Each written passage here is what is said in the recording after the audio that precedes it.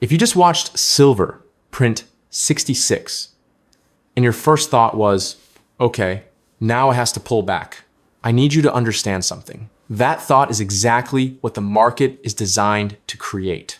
Because in the kind of move we're seeing right now, the pullback isn't always a pullback. Sometimes it's a trapdoor, a fast drop that exists for one reason, to shake out the late longs, bait in the fresh shorts, and then launch the next leg while everyone's emotionally out of position. And yes, silver has been ripping hard enough that even Reuters is calling it record territory this week. I'm gonna walk you through the play in plain language.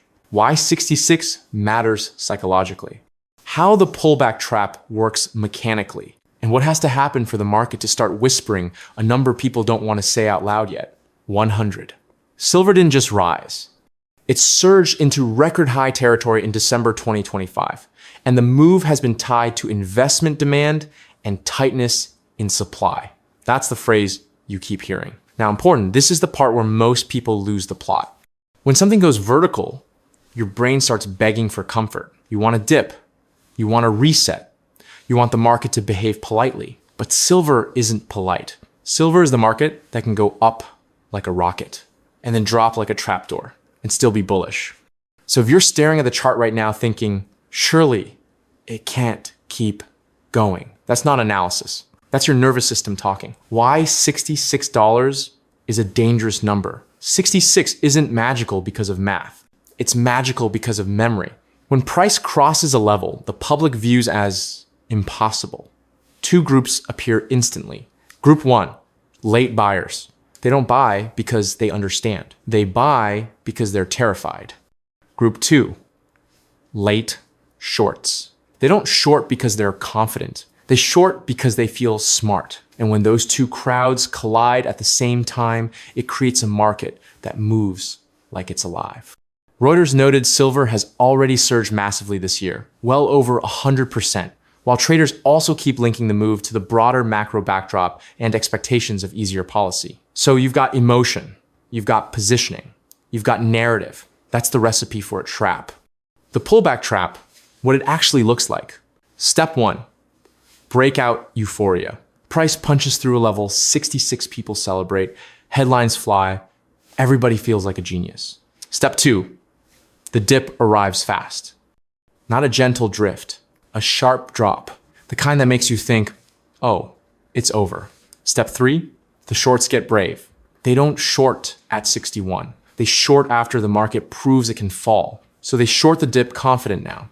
Step four, the market springs the trap. A violent bounce. The late longs who sold panic buy back higher. The fresh shorts get squeezed instantly, and price snaps back up like the dip never happened. That is why these are called traps. They punish the exact emotional reaction the chart triggers. And in a market like silver, where volatility is part of the personality, this happens more often than people admit. Why a pullback can be bullish. This is where I want you to think like a strategist, not a gambler. A pullback can be bullish when it doesn't break the structure. It resets overheated positioning, and it creates new fuel for the next move. Fuel, meaning people who sold too early, people who shorted too late, and people who hesitated and now feel pressure.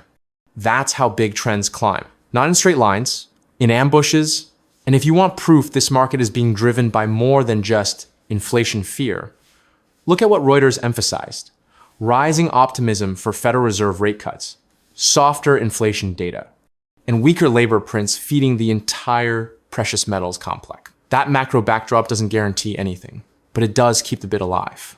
The three tells, is it a real pullback or a trap? Here are three things I watch. No complicated jargon, just signal. 1.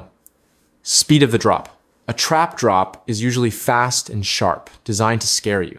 A real reversal often grinds, giving the market time to distribute. Fast drops are emotional. Grinding tops are strategic. 2. The bounce character.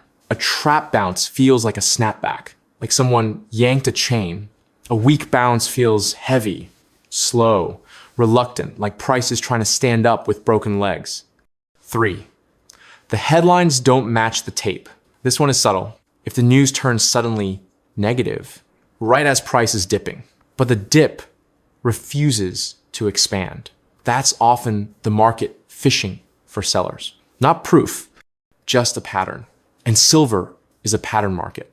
Okay, but what about $100? Let's talk about the number everyone wants to whisper, but nobody wants to say confidently. $100 an ounce. Here's the honest answer. Silver doesn't get to 100 because you and I want it. It gets there if a few forces line up. Investment demand stays sticky. Not euphoric sticky, dip buying that doesn't disappear the first time the chart bleeds. Supply tightness becomes a story the market can't ignore. This is the moment when people stop arguing about price and start asking, can I actually get size when I need it? Reuters explicitly framed the latest surge around demand and supply tightness. The pullback stopped working. This is the killer tell. When every dip gets absorbed quickly, the market sends one message. There are more buyers than sellers no matter the scare tactics. And that's when $100 stops sounding like a meme and starts sounding like a destination.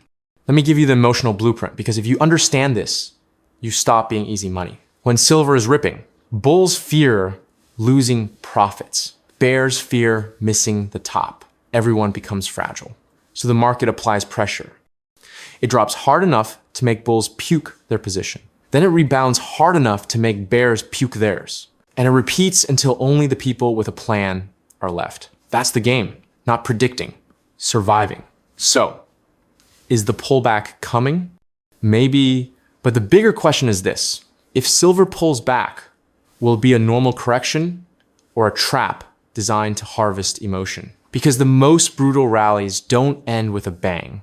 They end with a shakeout that convinces you the move is over, right before the next leg begins. If silver can hold the psychological territory it just claimed mid-60s and beyond, then the market will keep daring people to fight it. And if the crowd gets positioned the wrong way, that pullback might not be relief. It might be the door closing behind you.